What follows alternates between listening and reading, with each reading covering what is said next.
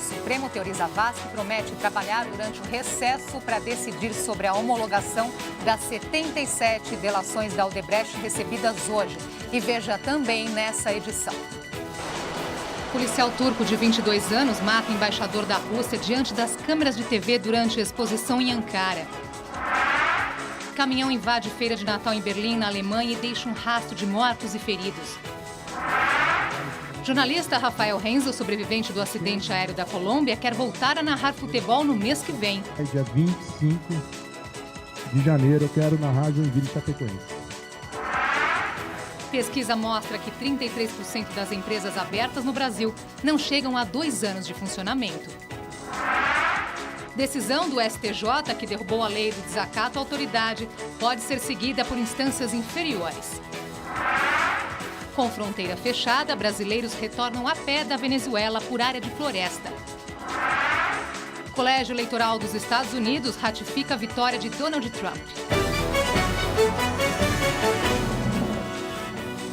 Na bancada estão o advogado e ex-deputado federal Ailton Soares e o historiador Marco Antônio Villa. Mande a sua pergunta para os nossos comentaristas, pode ser pelo Twitter e também pelo Facebook do Jornal da Cultura. A Procuradoria-Geral da República protocolou hoje no Supremo Tribunal Federal 77 acordos de delação premiada. Todos são de executivos e ex-funcionários da empreiteira Odebrecht e foram negociados com a força-tarefa da Lava Jato. O material reúne cerca de 800 depoimentos. Toda a documentação ficará à disposição para análise do ministro Teoriza Vasque, relator da Operação Lava Jato no Supremo. Somente o ministro, assessores e juízes terão acesso ao conteúdo, que ficará trancado numa sala-cofre no prédio do STF. O ministro Teori pretende analisar tudo na volta do recesso em fevereiro, quando irá decidir se homologa ou não os acordos. Mas, durante o recesso, em janeiro, juízes auxiliares devem analisar e catalogar tudo. Além disso, serão ouvidos de novo os 77 ex-executivos da Odebrecht na presença dos advogados e sem a participação dos procuradores, para que eles confirmem se falaram por livre e espontânea vontade. Só depois que os acordos forem homologados é que o Procurador-Geral da República vai decidir o que e quais pessoas devem ser investigadas. Apesar do sigilo, a todo instante há novos vazamentos. Hoje foi divulgado que um dos delatores da Odebrecht falou do pagamento de 30 milhões de reais para a chapa Dilma Temer em 2014 via Caixa 2. O pedido de cassação da chapa feito pelo PSDB vai ser julgado no ano que vem no TSE.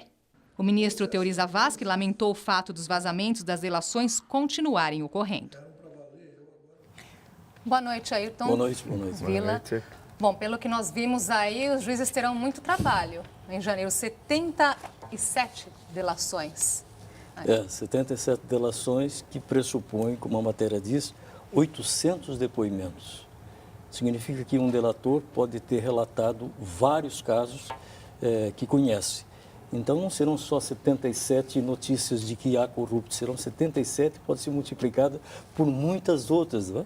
São 800 os depoimentos. Cada depoimento tomado deve ser em relação a algum assunto.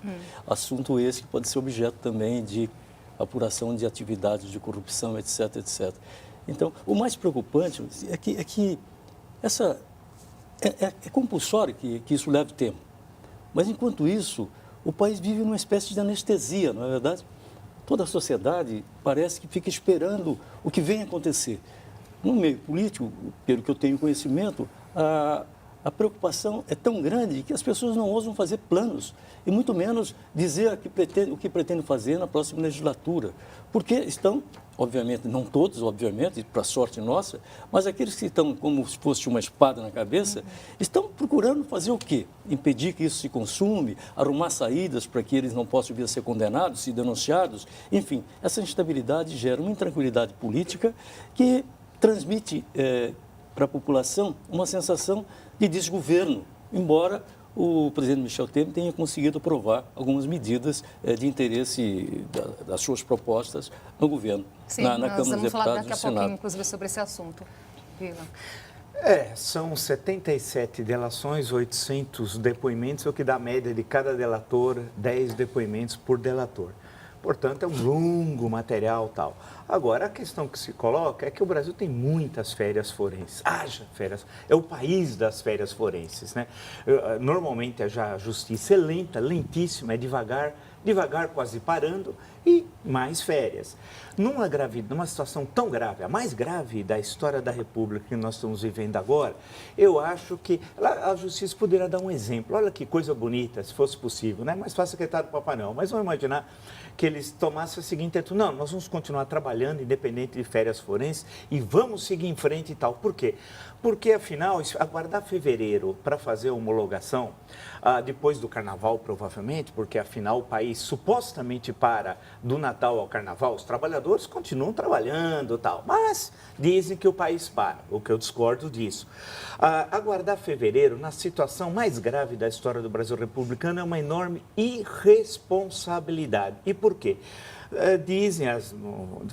Falam que são cerca de 130 políticos, de todos, da maior parte dos partidos políticos, e políticos de expressão, não é lá do baixo clero e tal, né? Mas políticos de expressão. Se são 130, 110, 120, 100, não seja, é muita gente. E o país não pode, na maior crise econômica da sua história, porque houve uma conjunção entre crise política e crise econômica, né?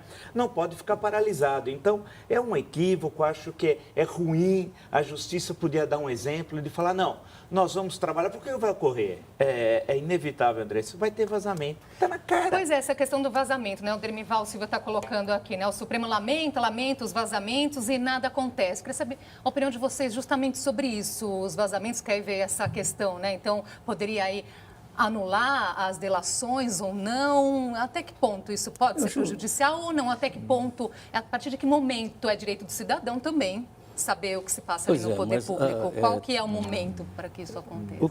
Quem é que deve ser responsabilizado pelos vazamentos? Quem é que tem a missão de impedir que uma investigação sigilosa se torne pública? Em primeiro lugar, é aquele que realiza a investigação, que ele tem poder para tanto. E também aquele que receberá essa investigação, que tem o dever de zelar para que essa delação chegue na sua íntegra, sem que haja nenhuma contaminação com a sua divulgação. Hoje fala-se até que se poderiam ser anuladas algumas delações porque vazaram e produziram efeitos, mas felizmente já há uma decisão do tribunal que diz que o vazamento não vai prejudicar a delação, desde que ela venha alimentada por provas. Por isso, delação... A nossa lei diz alguma coisa nesse sentido? Pois porque é uma figura, né, relativa, vamos dizer, nova na história do nosso país, a questão das delações. Pois né? é, o vazamento de informações com a investigação do Ministério Público, do Polícia Federal, isso constitui crime. Porque o inquérito policial, o inquérito é sigiloso e deveria ser mantido o sigilo até que possa ser revelado, isso já na fase judicial. Mas o que tem acontecido é que essas delações têm acontecido de uma forma que nunca se apura de que forma ela chega ao conhecimento do público. Ela traz um resultado muito negativo perante a opinião pública, porque fica sabendo que tem notícia de um crime. E fica sabendo que procura saber quando é que vai ser julgado. E aí há inquéritos que levam muito tempo. Sim. E para os políticos que têm vários processos que não são julgados, isso desacredita um pouco o processo. É preciso saber onde ocorreu, porque pode o vazamento ser da PGR, da Procuradoria-Geral da República, pode ser da própria defesa, com algum intuito, pode ser no próprio Supremo Tribunal Federal. E como é um volume fabuloso de delatores, de colaboradores com a Justiça, como vocês queiram denominar, né? E o número de depoimentos é muito grande, são 800, a possibilidade de vazar, ou escolher os depoimentos que vão vazar, que muitas vezes esses vazamentos eles são seletivos, é para atingir o político A, o político B, o político C, com intuitos claramente para dizer que para salvar um e salvar outro. Mas a grande questão que pode até ocorrer, e vai ocorrer vazamento. Infelizmente, isso é inevitável nas circunstâncias atípicas que nós vivemos. Porém, não é, quando terminar esse processo lá, quando nós ficarmos sabendo, a partir de fevereiro, março, vai atingir todo mundo. O número de políticos que receberam, porque eles dizem que uma coisa é a doação ilegal de campanha. Essa é a propina boa, a doação ilegal de campanha. Não, eu não roubei. Eu só recebi a propina para minha campanha. É o dinheiro limpo? É o dinheiro limpo, é o dinheiro limpo, tal. É que tem boas intenções, tal. Então, que já teve várias denominações no próprio processo no mensalão, esse tipo de caixa 2, tal. O outro seria o desvio para campanha e para enriquecimento, tal. Então, um outro dia disse o seguinte para uma pessoa amiga minha: eu não sou o Sérgio Cabral, ele falou, que roubou, fez tudo aquilo, as joias, etc. Não, eu recebi sim, mas foi para a campanha. Então, a questão que se coloca é que a extensão dessa questão, e vale lembrar que eu não defendo, acho que é um verdadeiro absurdo dizer que Caixa 2 é legal, não. Caixa 2 é legal e a legislação é muito clara sobre o assunto. E só recebeu contribuição porque fez algo em troca que beneficiou aquela empresa X, a empresa Y e tal. A questão que se coloca teria de agir rápido. Infelizmente, a postergação das homologações vai deixar o país em suspenso. É o que às vezes a Siqueira está colocando. Parece que a Lava Jato não vai acabar. Não vai mesmo. O juiz Sérgio Moro aceitou mais uma denúncia contra o ex-presidente Luiz Inácio Lula da Silva. Ele é acusado de corrupção e lavagem de dinheiro no caso que investiga a compra do terreno do Instituto Lula e a aquisição do apartamento em frente de onde mora o ex-presidente, em São Bernardo do Campo. Os imóveis seriam propina paga pela Odebrecht em troca de vantagens em contratos com a Petrobras. Marcelo Odebrecht, Antônio Palocci e a ex-primeira-dama Marisa Letícia também se tornaram réus na ação. Lula é réu em 5 processos, 3 deles da Lava Jato. Em nota, o Instituto Lula informou que o ex-presidente nunca solicitou vantagens indevidas. A defesa de Lula e de dona Marisa Letícia declarou que o casal jamais foi beneficiado com os imóveis citados na denúncia. A Odebrecht não quis comentar e declarou que segue colaborando com a Justiça. E a defesa de Antônio Palocci disse que a denúncia não tem respaldo na realidade. Lembra só que Palocci é o único ministro na história do Brasil que caiu 2 vezes por corrupção de governos distintos, Lula, Dilma, de ministérios distintos, Fazenda, Casa Civil, respectivamente. Né? Portanto, Palocci é corrupto, está preso, é bandido, é ladrão. Né? Com relação ao Lula, o duplex que fica em frente, falsamente ele mora lá. Todo mundo em São Bernardo sabe, e a nossa audiência em São Bernardo é arrasadora, ele mora no Parque Anchieta. Né? A gente sabe de onde foi comprada a mansão, eu sei o valor, de quem e quem ele usou como laranja. O asfalto, né? Ligação com o Peruíbe, todo mundo sabe. Nós estamos falando do responsável pelo maior desvio de recursos públicos da história da humanidade. Tem a sua defesa, claro, vai ter, mas ele usou, Lula, do Estado Democrático de Direito para destruir a economia brasileira. Se nós estamos passando por essa situação, o principal responsável é o criminoso de São Bernardo do Campo. Só para dar um exemplo, a Petrobras, eu li hoje, perdeu no Comperj, no Complexo Petrolífero do Estado do Rio de Janeiro, só qual foi o prejuízo? 28 bilhões e 300 milhões de reais. Então foi aquela estrutura corrupta montada pelo Lula, chefe do Petrolão, ele me processa e o sem vergonha quer me colocar 58 meses na cadeia. Quem vai preso vai ser ele, seu corrupto. Então esse senhor responsável por isso já é penta-réu. Ele vai ser hexa, hepta, vai passar o Palmeiras, né? E vai ter mais de uma dúzia. Por isso que eu digo, pode ficar tranquilo. Em 2018, Lula para presidente. Bernardes, presídio de segurança máxima. Bandido como Lula tem de ficar separado da sociedade ad eternum. Agora, sobre essa nota da defesa do Lula, né, eles dizem que se trata de uma perseguição, inclusive aí que essa ação tem como objetivo impedir que o Lula seja justamente o candidato em 2018. O que eu ouço é de que o PT e aqueles que apoiam o PT e apoiam o Lula estão entendendo que tudo isso é feito tendo em vista impossibilitar que o Lula venha disputar uma eleição, a próxima eleição presidencial. E como as pesquisas deram aí ao Lula, a pesquisa Datafolha deu ao Lula uma projeção de ser o candidato que derrotaria qualquer um dos outros no primeiro turno, é incompreensível imaginar que, com toda esta, vou chamar de pancadaria que a imprensa e que os setores da sociedade promovem contra o Lula, que de repente o Instituto de Pesquisa registre esses níveis. No programa anterior, chegou-se até aqui, entre nós aqui, nós chegamos a conversar sobre que tipo de pesquisa é essa, como ela é feita. Mas vamos esperar que a coisa avance para uma época mais próxima da eleição, para ver se esse prestígio se mantém. Não acredito que haja uma associação entre condenação no processo judicial que está sendo submetido ao Lula e inabilitá-lo para disputar a eleição. Não acho que isso deve ser o mote. Que tenha uma relação. A não ser que todas as provas que estão sendo anunciadas que existam não sejam consumadas como provas e não possam ser objetos de condenação. Em meio a protestos, denúncias de corrupção e baixa popularidade, o governo de Michel Temer aprova medidas econômicas e mostra que mantém um bom relacionamento com o Congresso. Desde quando assumiu o governo interino, Michel Temer teve 6 ministros que entregaram carta de demissão ou foram demitidos pelo presidente. E uma mini-reforma ministerial está prevista para o início de 2017, logo após as eleições dos presidentes da Câmara e do Senado. A intenção é substituir nomes envolvidos nas delações premiadas da Odebrecht e dar mais espaço na esplanada dos ministérios para partidos da base aliada. O próprio Temer é citado nas delações e as pesquisas apontam queda de popularidade do governo. Mesmo assim, ele demonstra ter o controle do legislativo. O presidente Michel Temer tem conseguido aprovações importantes no Congresso Nacional.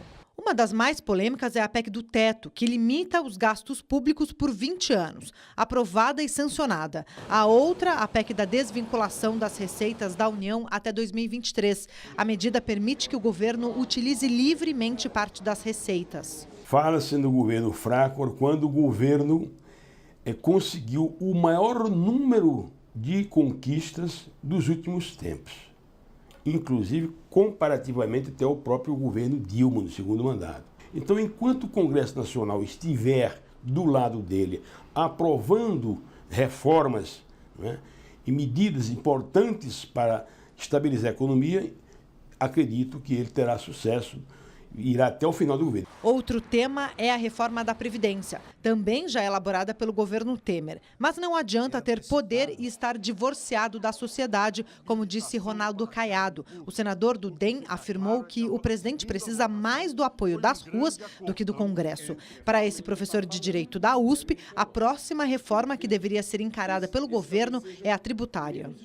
A reforma tributária, sem dúvida, ela é extremamente importante, mas talvez nesse momento ela seja um pouco mais difícil. Por quê? Porque ela vai depender dos governadores, fundamentalmente, né? Mas eu acho que se o governo conseguir aprovar a Previdência para 2017 e talvez iniciar todas as discussões sobre a parte trabalhista, eu acho que a gente tem um bom caminho a seguir. Pois é, né? A gente vê de um lado essas medidas na área econômica na tentativa de tirar o país da crise. Do outro lado, o nome do próprio presidente também citado aí na Lava Jato. Para o investidor que vê tudo isso, o que pesa mais na hora de retomar a confiança no país? O nosso colega Gaudêncio, né, Torquato, que faz parte aqui da bancada do Jornal da Cultura, tem razão. Mas a questão é mais complicada, né? Nós vemos uma calmaria agora, dá a impressão que dá que a crise terminou. Não. A tempestade vem aí. E qual é o nome da tempestade? Odebrecht. Pode aguardar que vai ser uma bomba. Então, esse período, parece que veio o Papai Noel, o espírito do Ano Novo, nada disso. A crise está aí, porque a crise não é de pessoas, do João, do Pedro, do Paulo, a crise é do sistema. O sistema está podre.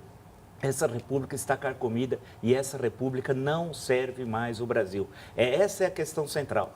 Então, se é verdade que foram aprovadas algumas medidas, e foram, evidentemente, nós discutimos aqui a PEC dos gastos, por exemplo, toda a polêmica, a questão do déficit, etc. tal.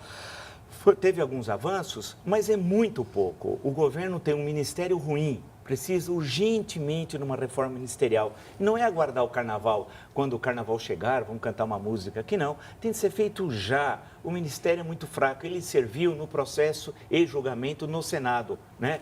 Que foi feita aquela composição, tendo em vista as necessidades do processo de julgamento do impeachment no Senado. Porém, a partir de então, ele perdeu sua razão de ser. Essa composição é muito ruim, ela é ruim politicamente e ela é ruim administrativamente.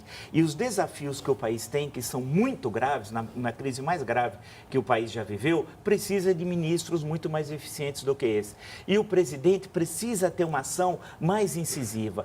O presidente não pode ter medo. A palavra medo não pode existir num dicionário de qualquer presidente da República do Brasil. Por exemplo, quando não quis ir a Chapecó inicialmente, no estádio, com receio de vaias. Que isso? Não quer fazer um pronunciamento, tem receio de fazer um pronunciamento da TV com medo de panelaço. O que é isso? O presidente tem de viajar, tem de percorrer o país, tem de estimular o país. Então, eu acho que a questão que se coloca, se é verdade que a base parlamentar está garantida, a pergunta que fica é até quando? É até o momento da delação do Odebrecht. Se eu fosse o presidente, eu tomava medidas imediatas e não ficava aguardando fevereiro. A Edna Camilo, aqui, ela traz pra gente que Michel Temer tem uma boa relação com o Congresso, não há dúvidas. Ele não tem um bom relacionamento com o povo. Ayrton. Eu acho que ela abordou uma questão importante. Aí a gente tem que pensar um pouco assim, qual a origem do poder que levou o Michel à presidência da República. Obviamente, ele, embora tenha sido eleito vice-presidente, ele foi substituir uma presidenta que foi deposta. A transição que se imaginava pudesse haver, infelizmente, até por culpa dele, não está sendo reconhecida como válida.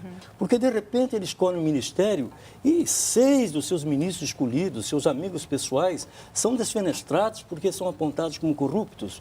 Então, isso diminui a possibilidade de que o presidente Michel Temer venha a poder empolgar a nação com uma proposta qualquer que possa tirar o país do caos. O que eu acho que, eu já disse aqui nesse programa, que o Michel podia construir, a partir de agora, construir a possibilidade de, no mais rápido possível, ter uma eleição direta para que o povo possa votar e essa votação possa dar legitimidade ao governante que foi eleito. Ele tem essa condição. Existe um projeto na Câmara dos Deputados, o deputado Miro Teixeira, que fala em eleições diretas. Mas não é eleição direta para depor o Michel Temer agora, não. Eleição direta para preparar o país, para que possa haver uma participação popular na escolha do novo governante. Se isso acontecer, se isso for aprovado, a eleição seria no final do ano que vem, nós teríamos condições de, se Michel consegue estabilizar ou não estabilizar, mas temos condições de dar ao povo a esperança de que ele vai ser personagem do processo de escolha. A expectativa que existe na população é de que ela não é personagem de nada, que as coisas acontecem dentro do Congresso Nacional por pessoas desqualificadas. E agora, como disse o Vila, se vier essa tijolada em cima dos políticos, que é esse relatório da Odebrecht, então o que vai sobrar? Eu compartilho da preocupação do Vila. O que vai sobrar? As instituições vão sobreviver como? Acho que a hora que o Michel tinha agora é dizer o seguinte: eu estou disposto a que seja feita eleição direta o mais rápido possível. Tem uma emenda? Vamos ver como nós aprovamos essa. Não estou preocupado em ficar no poder, de uma forma não reconhecida pelo povo. Quero que o país saia da crise. E, para isso, entendo que precisa ter uma eleição direta. E a seguir, 1/3 das empresas não resiste a 2 anos de atividades. E ainda, embaixador russo é assassinado diante das câmeras de TV na Turquia.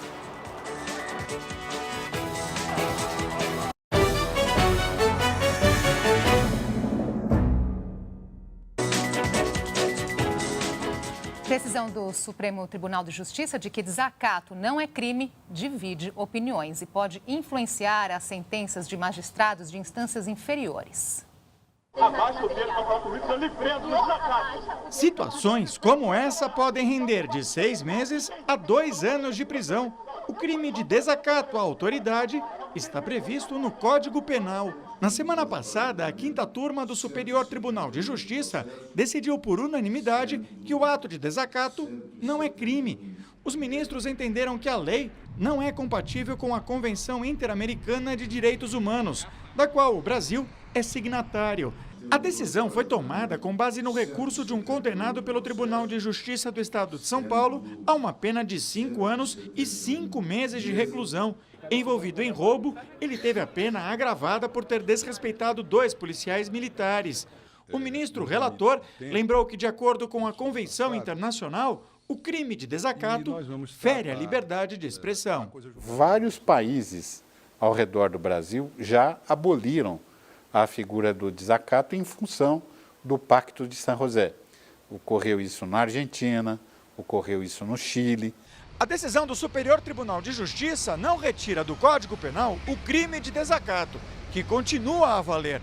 Para que isso acontecesse, seria necessário que o Supremo Tribunal Federal julgasse o caso. Mas juízes e desembargadores de instâncias inferiores podem adotar a mesma interpretação do STJ. Recentemente, o deputado Beto Mansur, do PRB de São Paulo, foi ofendido por um passageiro durante um voo. O presidente do Senado, Renan Calheiros, chamou de juizeco de primeira instância o magistrado Valisney de Oliveira, que havia autorizado a Operação Metis, que prendeu o chefe da segurança do Senado. Para o ex-secretário nacional de Segurança Pública, acabar com o crime do desacato traria menos proteção aos policiais. É uma forma de ajudar o policial, esse instrumento do respeito, a resolver problemas no cotidiano do seu trabalho de rua. Bom, a reportagem traz aí, então, opiniões diferentes. Qual que é a opinião de vocês aqui na bancada? Eu realmente não tenho... quando apareceu o assunto, uma coisa que me incomodava, eu ia a uma biblioteca aqui de São Paulo, sistematicamente, e do lado que você entrava na biblioteca, tinha uma plaquinha assim, desacato a funcionário público, pena de 4 meses a 2 anos. Nossa, alguma coisa assim. Falei, pô, eu estou numa biblioteca, como que eu vou desacatar um funcionário aqui? Eu vou pedir um livro e tal. Era uma coisa meio intimidadora. Que forma de recepcionar já assim logo de cara, né? Isso, para ser preciso, essa mulher era na biblioteca, não deve ter mais, mas era na Biblioteca Municipal Mário de Andrade e tal, no qual sempre fui muito bem tratado, vale lembrar. Mas tinha aquilo me incomodava, aquele negócio. Agora, é uma coisa complicada, porque veja como o Brasil é um país complicado. É uma decisão do STJ, mas continua valendo a lei. Então, como pode se aplicar ou não às instâncias inferiores? Então, caberia uma alteração legal, porque senão fica na decisão individual de cada juiz. Agora, por outro lado, tem situações, daí meu ponto de interrogação, que se aplicaria o desacato à autoridade. Vamos dizer que um juiz está sendo desacatado. Estou trabalhando hipoteticamente. Como é que fica a questão? Ele não pode dar ordem de prisão? Então, eu acho que o problema, a barafunda legal no Brasil é tão grande que o STF decide contra a Constituição. Várias vezes decidiu, por incrível que pareça. Segundo a Constituição, ele é o guardião, está lá. Mas ele já decidiu contra a Constituição. Só esse ano, várias vezes.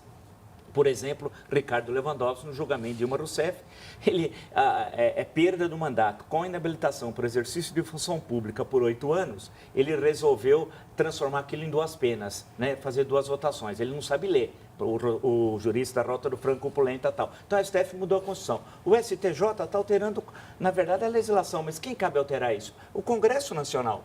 Então, se o STJ tem essa posição, deve pedir a deputados e senadores que encaminhem a alteração legal. Então, acho que vira uma barafunda legal, uma confusão generalizada e a questão do desacato entra nessa história. O Thiago Daura lembrou justamente disso que você comentou, Vila, que existe também o desacato ao funcionário público.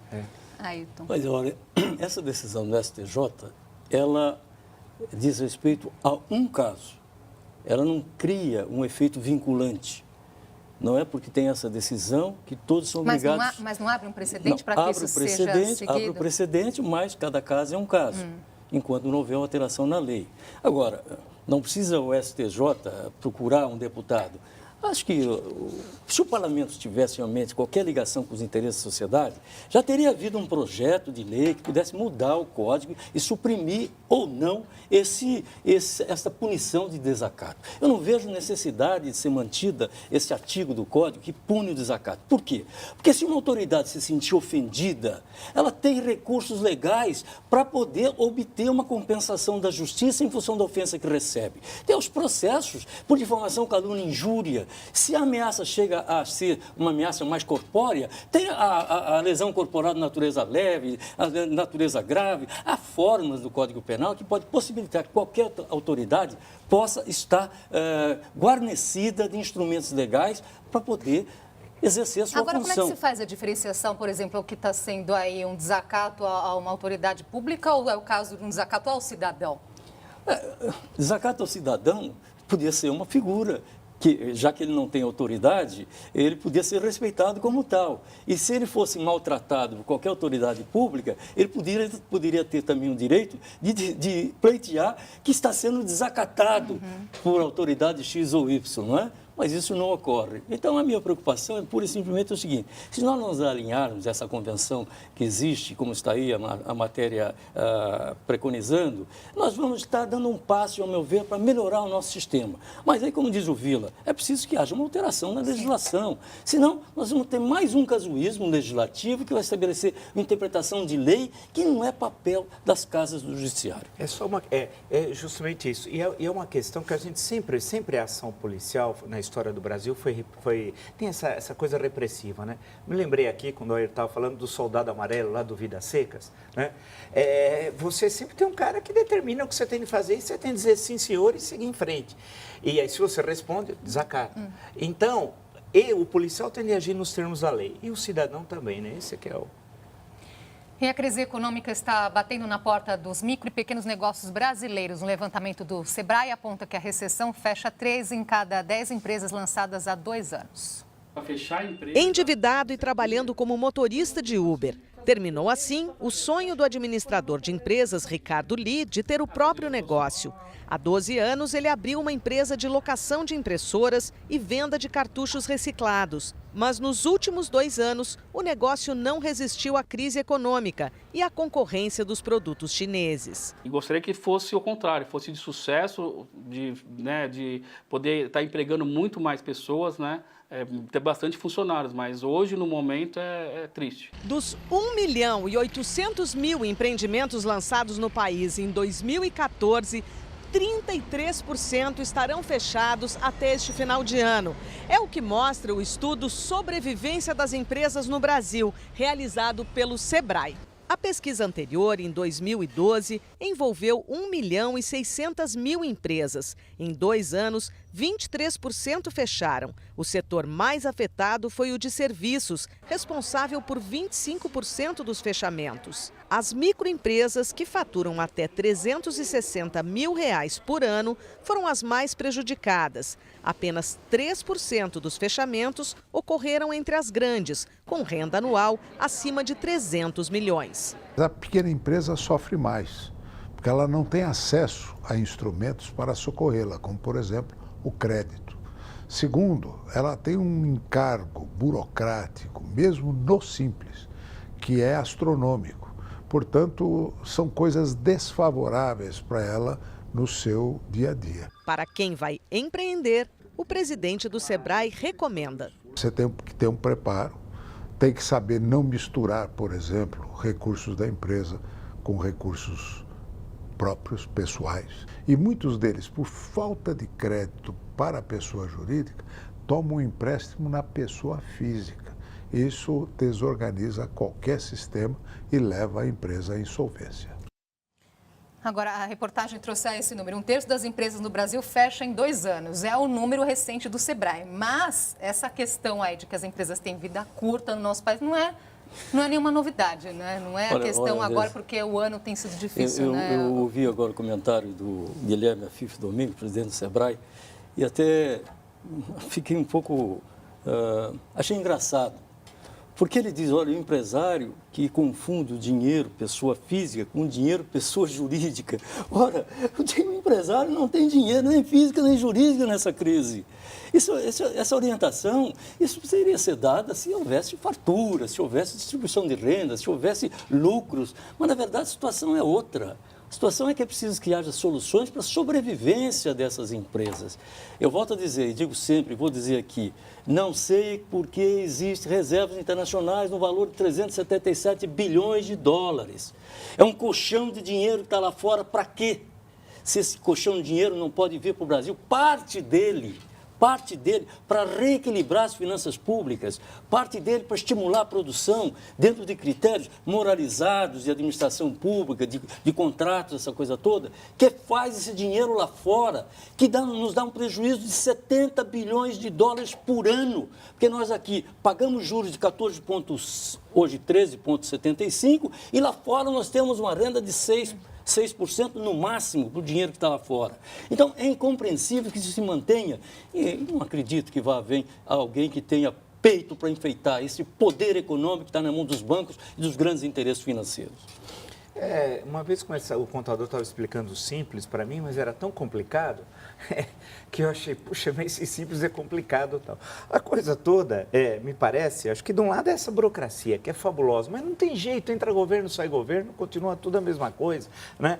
Porque aqueles dados que mostram, para abrir uma empresa no Brasil, quanto tempo você leva? Aí compara com alguns outros países, poxa, você leva 1/10, 1/20 do tempo em outros países do que leva no Brasil. E para fechar, é uma uma loucura tal. Então, você tem uma enorme burocracia.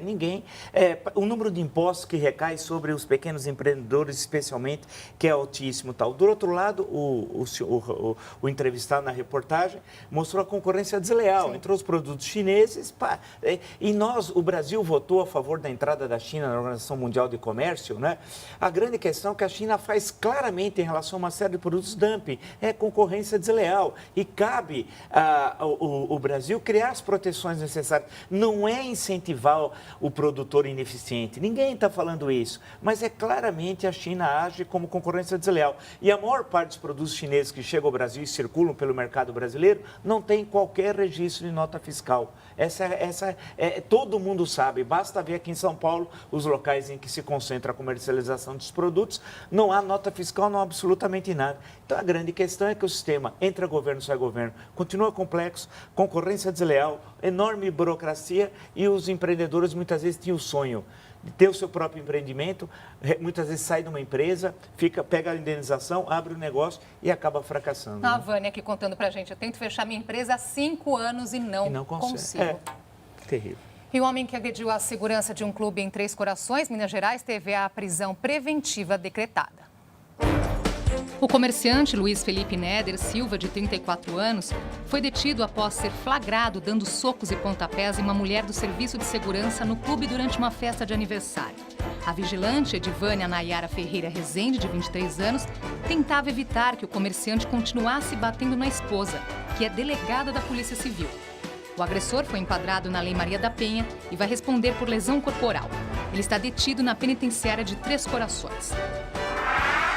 A Assembleia Legislativa do Rio de Janeiro devolveu ao governo do estado a proposta que congela os salários dos servidores, medida incluída no pacote de austeridade. O presidente da Assembleia, Jorge Pisciani, do PMDB, disse que não houve acordo com o governador Pezão. Com a rejeição, o governo do Rio precisará de um aporte extra de 120 milhões de reais para cobrir a primeira parcela de reajuste do funcionalismo. Centenas de pessoas estão cruzando a pé a fronteira entre Venezuela e Brasil. A maioria faz o trajeto por uma região pantanosa entre Santa Helena de Uarém e Pacaraíma, em Roraima. Desde a semana passada, o governo Maduro fechou as fronteiras com a Colômbia e o Brasil.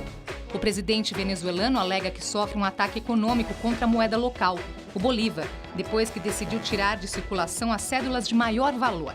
A maioria atravessa a fronteira em busca de alimentos e remédios. Tanta coisa, né, rapidamente, mas a questão dos estados, a situação é caótica, a situação financeira dos estados. O Rio de Janeiro sabe a situação terrível. Em Minas Gerais, a Polícia Militar entrou em greve. Eu acompanhei alguns vídeos e tal.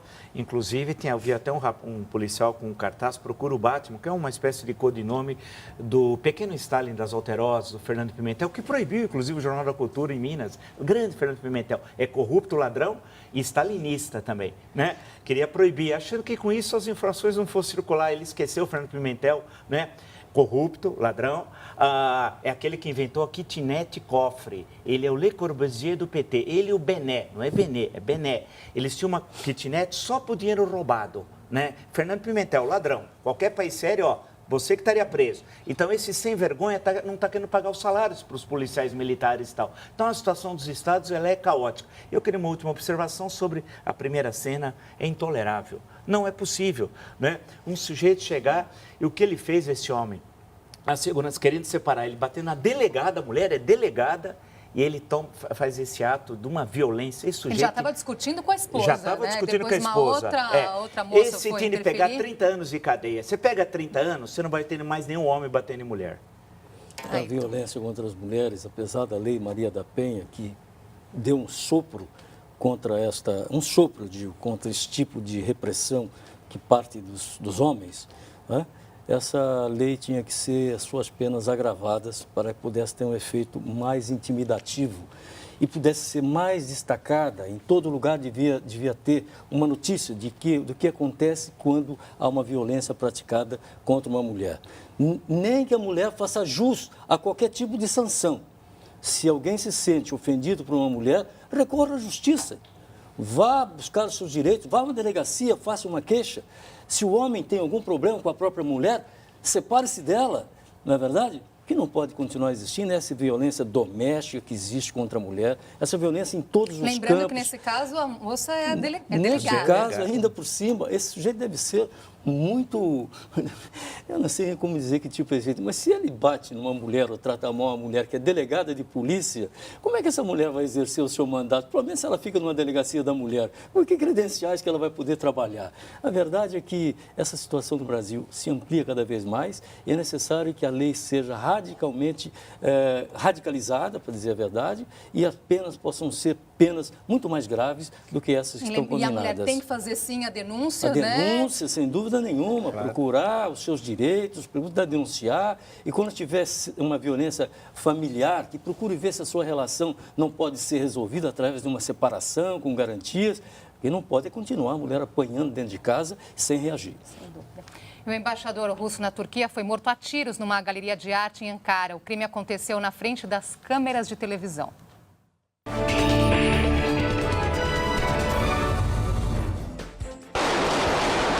O atirador disparou contra o diplomata e anunciou que era uma vingança ao cerco russo em Alepo, na Síria. Ele foi morto por policiais. O diplomata morreu a caminho do hospital. O agressor foi identificado como Mevlut Mertaltintas, um policial de 22 anos que estava fora de serviço. O ataque foi às vésperas de uma reunião em Moscou entre os ministros das Relações Exteriores da Rússia, Irã e Turquia para discutir o futuro de Alepo, segunda maior cidade da Síria. Um novo acordo de cessar-fogo entre o regime sírio e os rebeldes permitiu a retomada do resgate de civis nesta segunda-feira em Alepo, na Síria. A operação havia sido suspensa no final de semana por registros de confrontos. Pelo menos 20 mil pessoas já saíram da cidade em ruínas. Entre elas está Bana Labed, a menina de 7 anos que ficou famosa na internet por contar o cotidiano dos moradores sob os intensos ataques aéreos.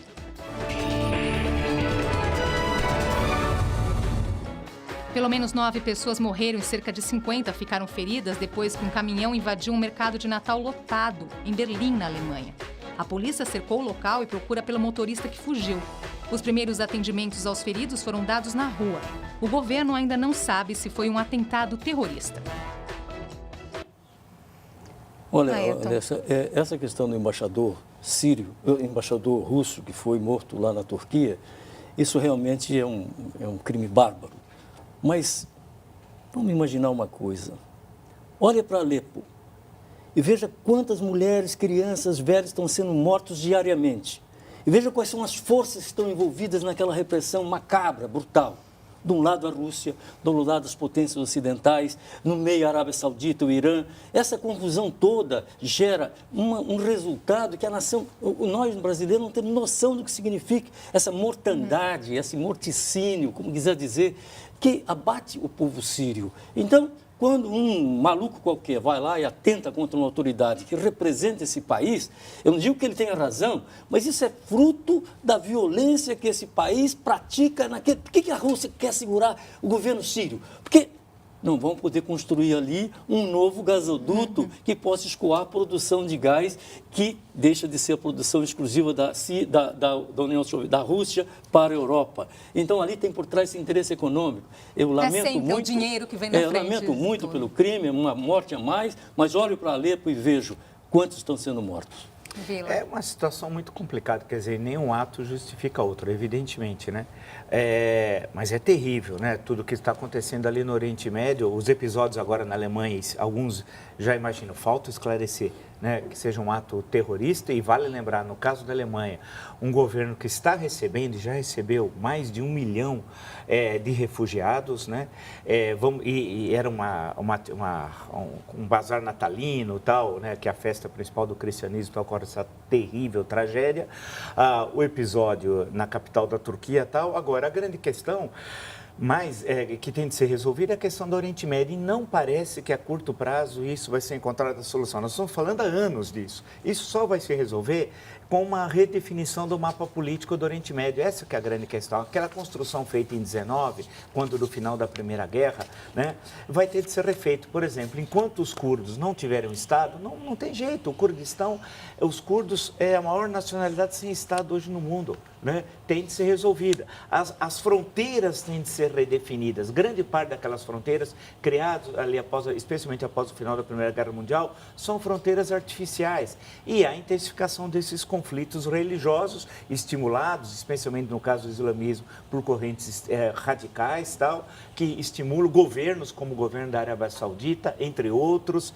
Então, é uma situação complicada e faz com que a gente assista, por exemplo, o assassinato do embaixador russo, os acontecimentos de Berlim e a tragédia, especialmente de Alepo, que as cenas que foram retratadas, eu vi de uma mãe matando a filha de 10 anos, falando assim, eu vou morrer, prefiro matar minha filha do que deixá-la ser estuprada pelos soldados. Quando eu vi isso, eu falei, eu já vi cenas dessas, historicamente, lendo as coisas da Segunda Guerra Mundial, né, por exemplo, é uma coisa terrível. Então, temos que resolver essa questão, mas o mundo continua fechando os olhos para o Oriente Médio. Em instantes, a diplomação do prefeito eleito e dos vereadores de São Paulo. Donald Trump é ratificado como vitorioso nas eleições, apesar das campanhas pedindo mudança de voto aos republicanos.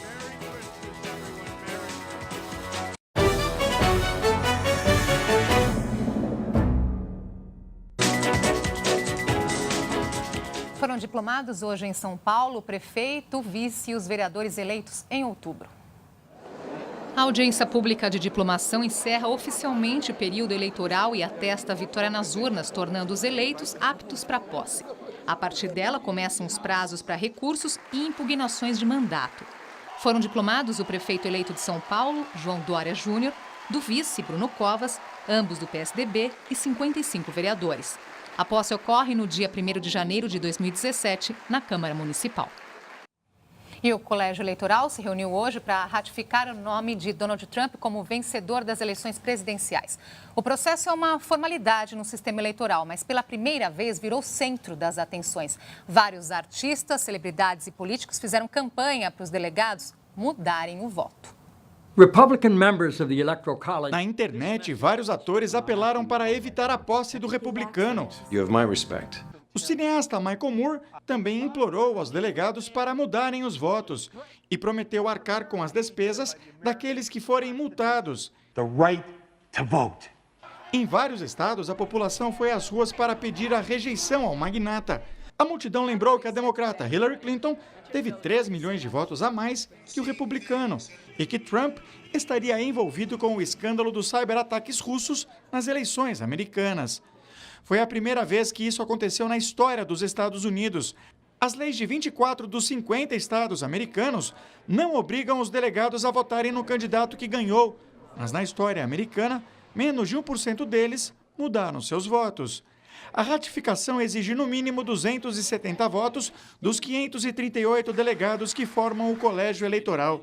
O magnata toma posse no dia 20 de janeiro. Agora, o que esperar, hein? O presidente Trump vai ser como candidato ou será que vai ser mais contido, digamos? Eleição é eleição. Exercício de governo é exercício de governo. Vamos aguardar. Se ele fazer alguma coisa, algumas das questões que ele falou durante a campanha, ele não termina o governo. Porque viola claramente a Constituição e a tradição democrática norte-americana. E ele sabe disso, ele não é maluco de pedra, presumo. Né? Agora, a ratificação feita pelos delegados, isso faz parte da tradição. Estranho seria se os delegados não ratificassem o resultado eleitoral dos seus estados, mesmo com esse resultado do quantum, né, dela ter tido 3 milhões de votos a mais, algo que já ocorreu com Al Gore também, que teve, não foi a diferença tão grande, mas também mais votos, mas a legislação norte-americana é dessa forma. Ele vai ter de se adequar. Há muitas polêmicas. O secretário de Estado que ele designou é um problema, é um alto executivo da Exxon, que tem negócios muito próximos com a Rússia de Putin. Quer dizer, vai ter muitos problemas, muitos conflitos. Não vai faltar notícias e emoção no próximo ano. Eu espero que a sociedade americana tenha contrapesos para esse presidente que a todo momento está causando sensação pelas extravagâncias que faz na área política nacional, na área política internacional, está compondo o governo com bilionários, né? As pessoas que têm muito dinheiro, que lhe deram apoio, que o apoiaram, estão chegando no poder. Agora, isso de um lado é bom, porque o Partido Republicano pode ser um fator importantíssimo na contenção do seu presidente. Ele foi eleito pelo Partido Republicano. Eu acho que se os republicanos de bom senso se aliarem aos democratas, o Congresso americano tem mecanismos que podem conter o ímpeto. Não sei dizer que tipo de ímpeto é esse. Briga com a China, se alia à União Soviética, à Rússia e promove internamente uma ameaça permanente àqueles estrangeiros que já estão morando nos Estados Unidos, que quer mandá-los para fora dos Estados Unidos. Eu não sei o que quer esse Trump, eu sei que é uma loucura o que ele anda fazendo. O jornalista Rafael Renzel recebe alta e quer narrar o jogo da Chapecoense. Veja a seguir.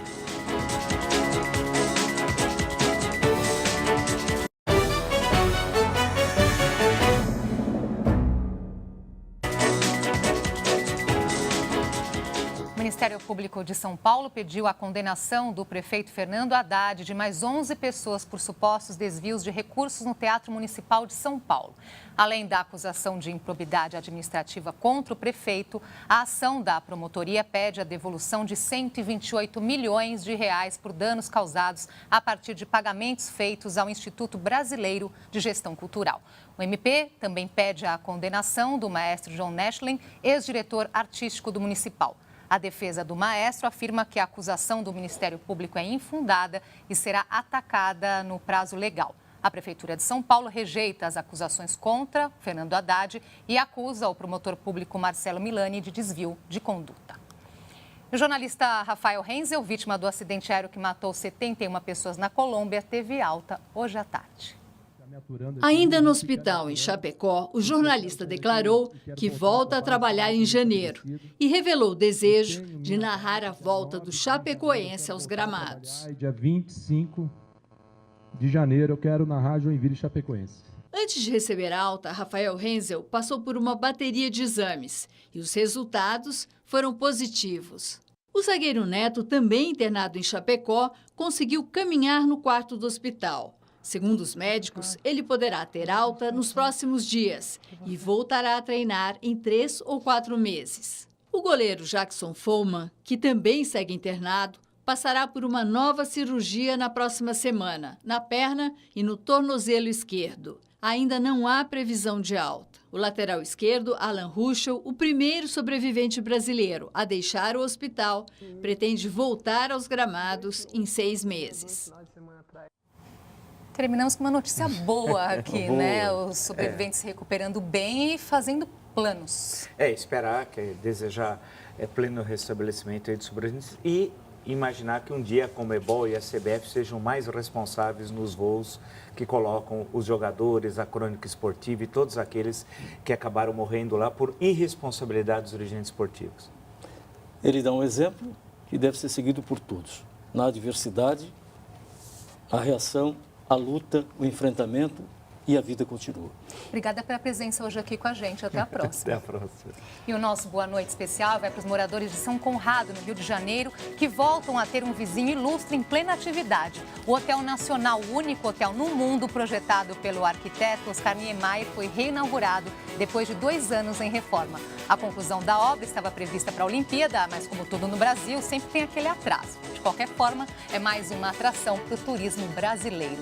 Inscreva-se em nosso canal no YouTube e tenha acesso a todo o conteúdo do Jornal da Cultura. Anote aí, youtube.com/jornalismo TV Cultura. Uma ótima noite para você. Calçada cheia de gente a passar e a me ver passar. Rio de Janeiro, gosto de você. Gosto de quem gosta deste céu, deste mar.